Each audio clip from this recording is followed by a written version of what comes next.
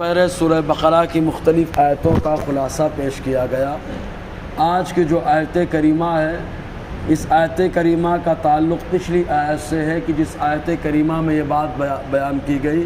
کہ اللہ تبارک و تعالیٰ نے ارشاد فرمایا یہودیوں سے، اور ان سے کہا گیا کہ تمہارے اوپر اللہ تعالیٰ نے جو جو چیزیں نازل فرمائیں، قرآن، حضور صلی اللہ علیہ وسلم کے اوصاف، ان پر ایمان لے آؤ۔ تو ان لوگوں نے یہ کہنا شروع کر دیا کہ جو ہمارے اوپر اترا ہے یعنی تورات، ہم خالی اسی پر ایمان رکھتے ہیں، باقی کا انکار کرتے ہیں۔ تو اللہ تعالیٰ نے ارشاد فرمایا اگر یہ ایمان والے جن سے پوچھو کہ انبیاء کو کیوں شہید کیا ان لوگوں نے، پھر مزید یہ کہ بہت دعوے ہیں کہ ہم اس پر ایمان رکھتے ہیں جو ہمارے اوپر اتارا گیا، تو انہی کی فرمائش پر تو تورات ان کو دی گئی۔ حضرت موسیٰ علیہ السلام تو ان کے سامنے روشن نشانیاں لے کر کے آئے، ان نشانیوں میں سے عصا، جس کو اللہ تعالیٰ نے سراپا نشانی بنا دیا، اس عصا سے مارا تو پانی ٹھہر گیا، اس عصا سے مارا تو پتھر سے پانی نکل گیا، اس عصا سے جو ہے کنویں سے پانی نکال لے۔ حضرت موسیٰ علیہ السلام بغل سے ہاتھ نکالے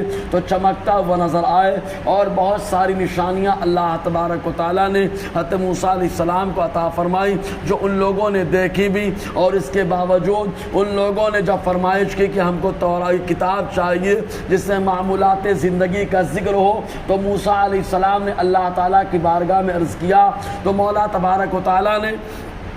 1 مہینے کا جو ہے وعدہ لیا کہ آؤ طور پر اعتکاف کرو اور اس کے بعد جو ہے تم کو کتاب دی جائے گی۔ موسیٰ علیہ السلام تشریف لے گئے، اور لینے کے بعد 10 دن اور اضافہ کر دیا گیا۔ 40 دن کے بعد آپ واپس پہنچنے نہ پائے، اس سے پہلے قوم تباہی اور بربادی میں اس طور سے مبتلا ہو گئی کہ ان لوگوں نے بچڑا کی پوجا شروع کر دی، گائے کی پرستش کرنا شروع کر دیا۔ چنانچہ اللہ تبارک و تعالیٰ نے اس کی وجہ سے عذاب بھی دیا اور انہیں سزا بھی دی۔ بہر کہ بتانا مقصد یہ ہے، ان لوگوں نے کہا ہم اس پر ایمان رکھتے جو ہمارے اوپر اترا۔ رب نے فرمایا یہ بھی بتاؤ جب تمہارے اوپر جو اترا اس پر ایمان رکھتے ہو تو گائے کی پوجا تم لوگوں نے کیوں کی، اور تمہیں کی فرمائش پر جو ہے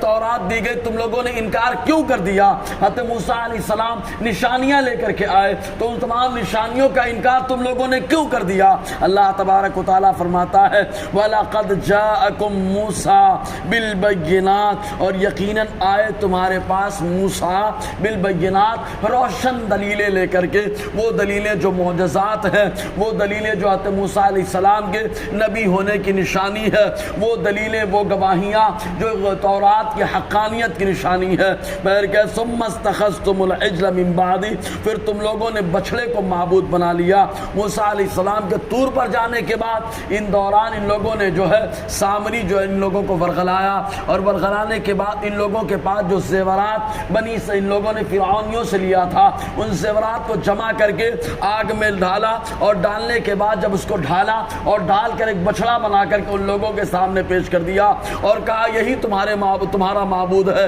جس کی تلاش میں موسیٰ طور پر گئے ہیں، وہ تمہارے سامنے موجود ہے۔ اور جب آدمی کی عقل چھینی جاتی ہے تبھی آدمی شرارت کرنے پر آمادہ ہوتا ہے، ورنہ وہ بچڑا جس کو سامری نے بنایا وہ بچڑا خدا کیسے ہو سکتا ہے۔ ان لوگوں نے اس کی پوجا کرنا شروع کر دی۔ کبھی جو ہے